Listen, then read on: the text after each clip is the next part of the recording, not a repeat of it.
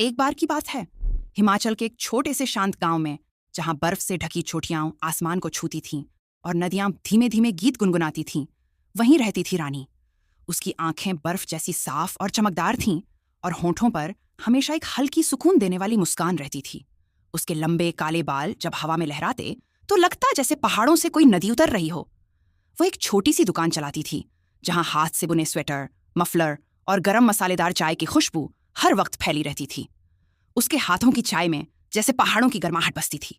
एक ठंडी बर्फीली शाम, जब कोहरा चारों ओर फैला था, तभी एक लड़का उसकी दुकान में आया। उसका नाम था राजेश। लंबा कद, गहरी आंखें और चेहरे पर एक सुकून जो शहर की भाग दौड़ से दूर होकर ही मिलता है। वह अपने चाचा की पुरानी लकड़ी की कॉटेज संभालने गांव आया था। रानी ने बिना कुछ पूछे उसके सामने गरम अदरक वाली चाय रख दी और मुस्कुराकर बोली, यहाँ की ठंड में चाय ही सबसे अच्छा सहारा होती है।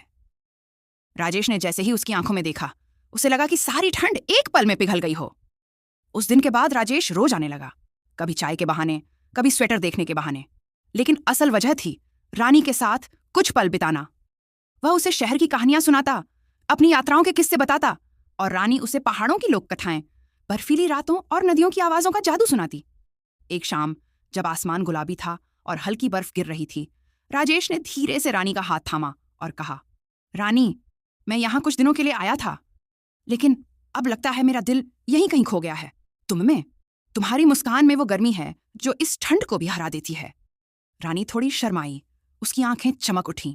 उसने धीरे से कहा, मैं तो इन पहाड़ों से बंधी हूं, तुम शहर के हो, क्या सच में यहां रह पाओगे?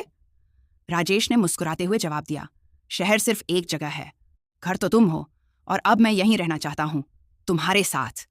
धीरे धीरे उनकी मुलाकातें गहरी होती गईं। दोनों नदी किनारे टहलते, गरम चाय के साथ बातें करते और कभी चुपचाप बैठकर गिरती हुई बर्फ को निहारते रहते। एक पूर्णिमा की रात, जब चांदनी में बर्फ चमक रही थी, राजेश रानी को अपनी कॉटेज की छत पर ले गया। उसने घुटनों के बल बैठकर एक छोटी सी नीलम की अंगूठी निकाली और कहा, रानी, क्या तुम मेरी जिंदगी की सबसे खूबसूरत कहानी बनोगी? हर सुबह, हर शाम, हमेशा के लिए? रानी की आंखों में खुशी के आंसू थे। उसने हल्के से सिर हिलाया और कहा, हाँ राजेश, हमारी कहानी हर बर्फ के साथ नई होगी। उस दिन के बाद राजेश ने शहर की जिंदगी छोड़ दी और गांव में ही एक छोटा सा ट्रैकिंग और चाय का कैफे खोल लिया।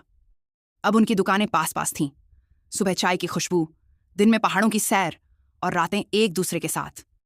उनका प्यार हिमालय जितना ऊंचा, बर्फ जितना साफ और नदी जितना बहता रहा, और वे दोनों हमेशा हमेशा साथ रहे, एक शांत, सच्ची और अनमोल प्रेम कहानी की तरह।